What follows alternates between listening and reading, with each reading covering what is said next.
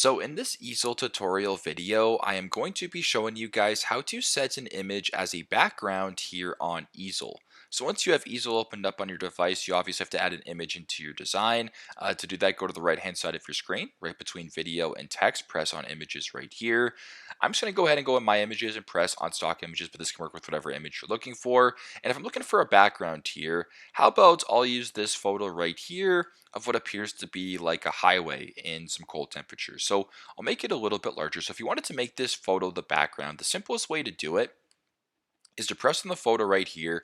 Right above the photo that says replace in three little dots, press on the three little dots right here, then go down to where it says set as background and simply just press on that. Now what it does is it crops it and sets this photo as a background, which looks beautiful right now actually. Then you can go ahead and add some other photos to it, whatever the case may be, add some text, whatever you have to do, but it's fairly straightforward. That is how you guys can add, or I guess set an image as a background here on Easel. Thanks again for watching, and I hope this video helps.